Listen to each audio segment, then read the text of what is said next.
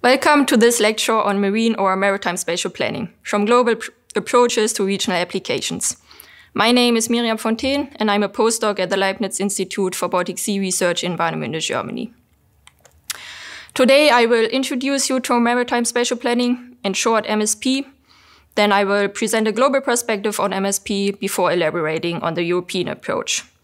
I will show how MSP is being applied in the Baltic Sea region. And finally, I will present some future perspectives and summarize the most important parts. Before I present a definition of MSP, I would like to take a moment to talk about the human use of the oceans. So this picture shows the Atlantic Ocean, an ocean vast in its dimensions, seemingly endless, and with a lot of empty space. Yet the oceans have always been a place for human activities. So they have been a place for exploration and discovery, connecting for the worse or better different continents. They have been a place providing us with food. Nowadays, 90% of trade uses sea routes, and even bigger vessels and more efficient ones than shown here harvest the fish from the ocean. Oil and gas is extracted as well, and new forms of energy generation are being advanced to decarbonize our industries and societies. Using the sea as a source of food no longer happens just via fishing, but also with fish farms and other forms of aquaculture. And not to forget, of course, the many natural inhabitants of the ocean and seas, such as marine mammals and other species. And this just shows what happens on the sea surface. But of course, the oceans are a three-dimensional environment, so maritime activities cannot just take place on the sea surface, but also in the water column or on the sea floor. And of course, there's also a rich underwater flora and fauna. The problem with the many different maritime activities is that the ocean and seas become crowded. So here you can see a cartoon of the Baltic Sea from the WWF, which shows a very crowded sea area. So you can see traditional maritime uses such as shipping and fishing, and more emerging maritime uses such as wind farms. And the problem with the many different activities and the fragmented sectoral planning is that it leads to increasing conflicts and competition between the different users, so the different sectors, and also to increasing environmental impacts, depicted as the little seal here who needs some space as well. So there's certainly a need to plan for these activities in a holistic way. And in order to do so, maritime or marine spatial planning became an important tool. MSP can be defined as a public process of analyzing and allocating the spatial and temporal distribution of human activities in marine areas to achieve ecological, economic, and social objectives that are usually specified through a political process. What does it mean in detail? Let's start with the marine areas. So MSP wants to organize human activities in these marine areas, but how are they defined?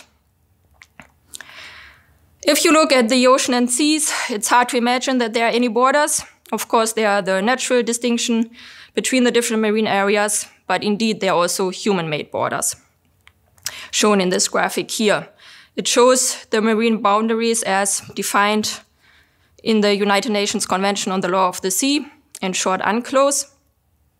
And most importantly, for MSP, it divides the marine areas into territorial seas and exclusive economic zones. And it is within these areas that coastal states typically draw up their marine spatial plans, because this is where they have sovereign rights. So they either have marine spatial plans covering the entire zone up until the 200 nautical miles, or they can also have several plans, so for example, one covering the land and the territorial sea jointly, and one showing, or one just for the exclusive economic zone. So now we know that MSP allocates marine activities in certain marine areas. And in the beginning, I showed you which human activities exist.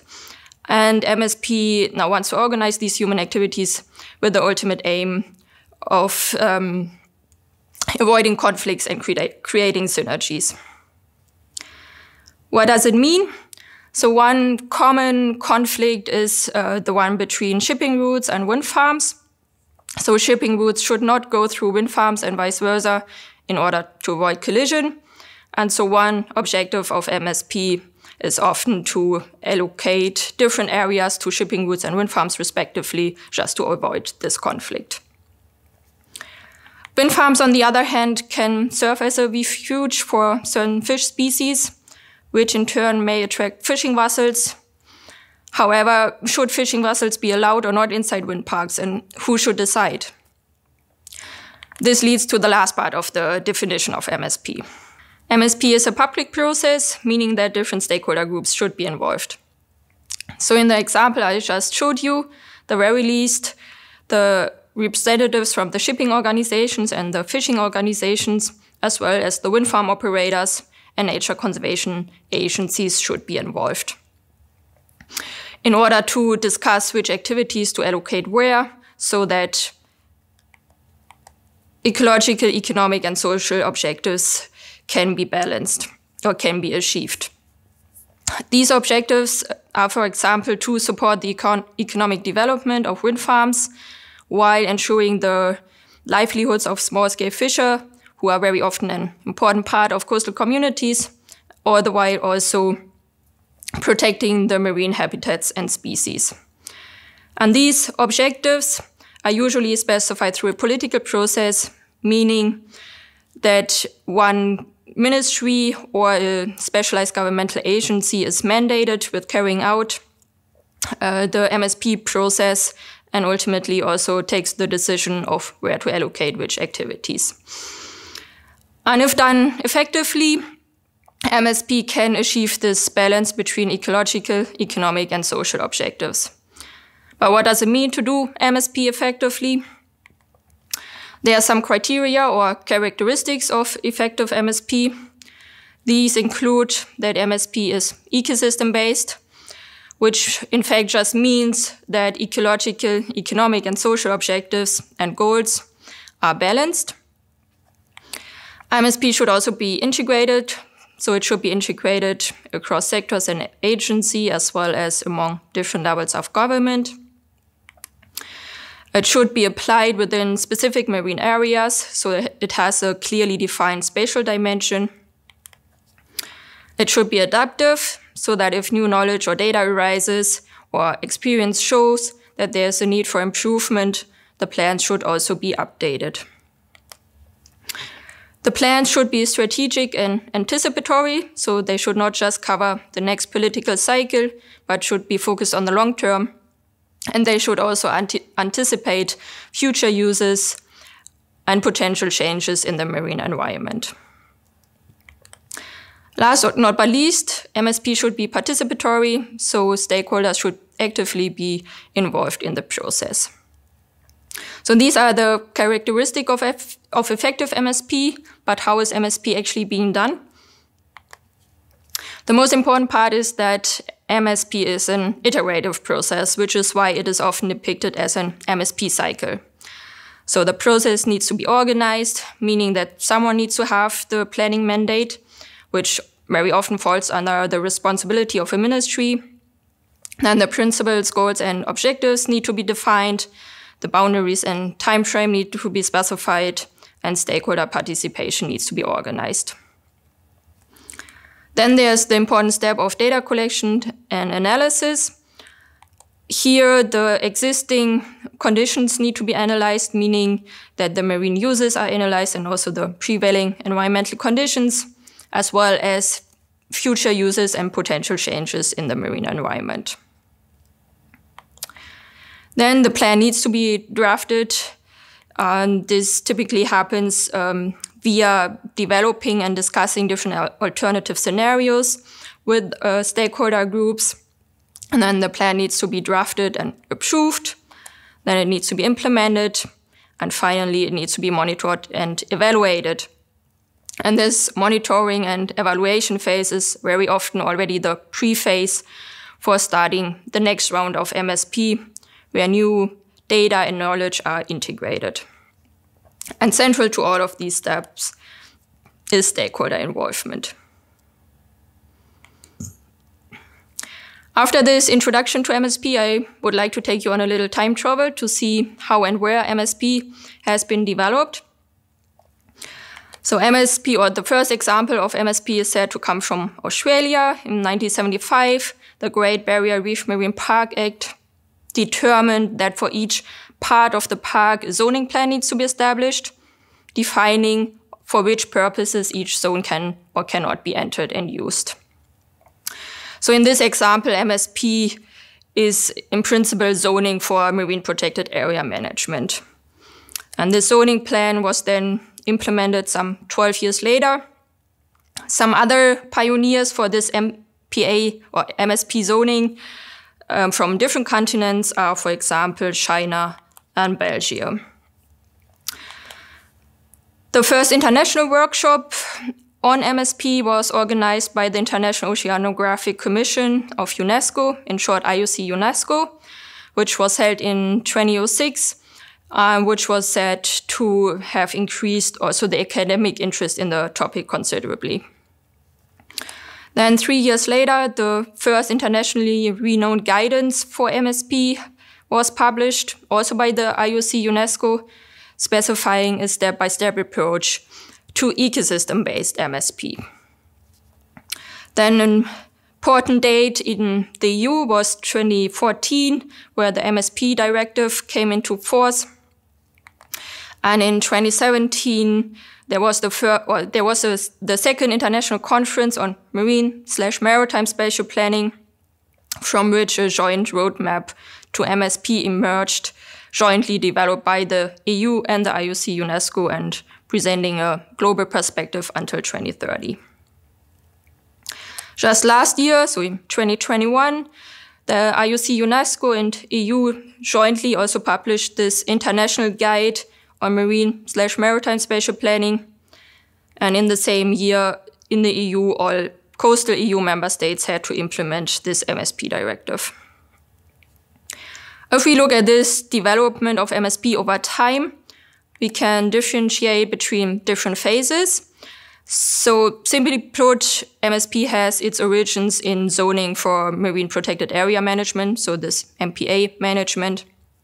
And then with the guidance from the IOC UNESCO, a step-by-step approach to ecosystem-based management for MSP became available, so this EBM MSP.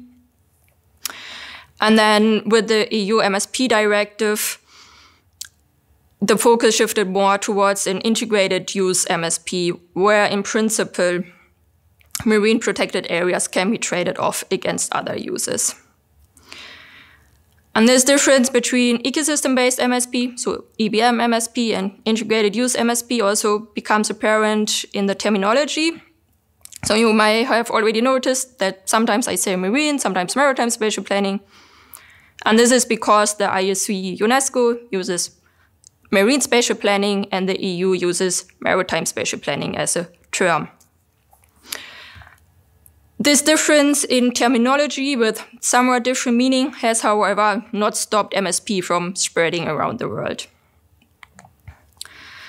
So here you can see, or this world map shows the countries where MSP is in place. So in the dark blue areas, you can see the countries where MSP has been approved for the entire national space. These are Norway and China. And a bit hard to see, it's also Malta, the Netherlands, Belgium, and Germany. In light blue, you can see the countries where MSP has been approved for parts of the national space. And in yellow, the countries where MSP is underway. This shows the status in 2017, so it's not the most recent map. And certainly in Europe, there are now more countries where MSP is in place. And this is because of the EU MSP Directive. This directive established a framework for maritime spatial planning as of 2014. And it required all EU coastal member states to transpose this directive into national law by 2016, and then to finalize the maritime spatial plans in 2021. The directive sets a set of minimum requirements for MSP, which the member states shall take into account. And these requirements include land-sea interactions, environmental, economic, and social aspects, as well as safety aspects, coherence between MSP and other processes, such as integrated coastal management, the involvement of stakeholders, the use of best available data, transboundary cooperation between member states, and cooperation with third countries. One of these requirements is of particular interest when it comes to the different European sea regions, and this is the transboundary cooperation between member states. And one of these European sea regions is the Baltic Sea, which you can see on the map here. And you can see as well that most countries have their marine spatial plans in place. In the darker blue areas and then in the light blue areas are the countries where MSP is still in the elaboration phase. So for example, Sweden, and this was the status in December 2021. And Russia, to which of course the EU MSP Directive does not apply, is or was in the preparation phase for elaboration as of December 2021. A unique characteristic of the Baltic Sea is that it's a rather small sea area. However, it is bordered by 9 different countries, which makes transboundary cooperation for MSP all the more important. Transboundary cooperation for MSP, or in general, transboundary cooperation is supported by the European strategy for the Baltic Sea region, which was the first macro-regional strategy in Europe. This strategy has different policy areas, one of which is the policy area spatial planning. This policy area encourages the use of maritime and land-based spatial planning in all member states around the Baltic Sea, and also wants to develop a common approach for cross-border cooperation. This policy area is coordinated by HELCOM and WASAP. What are HELCOM and WASAP? HELCOM is the Baltic Marine Environment Protection Commission, which regards MSP more from an environmental perspective, whereas WASAP, short for Vision and Strategies around the Baltic Sea, regards MSP more from a planning and regional development perspective. And in 2010, they joined forces in this HELCOM-WASAP MSP working group. The group adopts and develops principles and guidelines for MSP in the Baltic Sea. So, for example, they adopted these 10 broad-scale principles for MSP in the Baltic Sea. They developed a guideline for the implementation of the ecosystem-based approach in MSP. And they have adopted this regional MSP roadmap for the next decade. So it's quite fair to say that HELCOM-WASAP have been quite successful in enhancing and promoting cross-border MSP in the Baltic Sea region. And indeed, the Baltic Sea region is also regarded as a pioneer region for MSP. However, even in the Baltic Sea, some challenges remain, and here I will just focus on the transboundary challenges. And these challenges include the differences between national governance and planning systems, the competing interests by different sectors, not just within one country, but also across countries, the unequal involvement of stakeholder groups, and differences in planning timeframes. And I think it's quite easy to imagine that these challenges are likely to exacerbate in regions less experienced in MSP. And indeed, it will take some time and thorough evaluation to judge the success of MSP, success being defined as whether or not marine spatial plans can fulfill their objectives. Nevertheless, it is estimated that by 2030, around 1/3 of the world's exclusive economic zones will be covered by marine spatial plans. And there are even endeavors to extend MSP beyond areas of national jurisdiction, so towards the high seas. Currently, there's this international legally binding instrument under UNCLOS in development, which focuses on the conservation and sustainable use of marine biological diversity in these areas beyond national jurisdiction. And MSP has been proposed as one holistic area-based management tool to be included in this legally binding instrument. So to summarize, MSP is a tool to allocate maritime activities to marine areas over space and time.